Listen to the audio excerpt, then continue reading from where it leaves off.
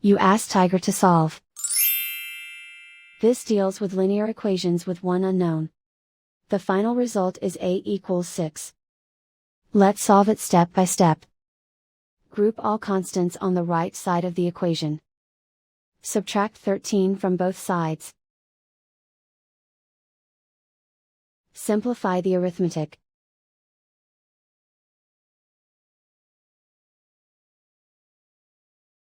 Isolate the a. Divide both sides by 5. Simplify the fraction. Find the greatest common factor of the numerator and denominator. Factor out and cancel the greatest common factor. And so the final result is a equals 6.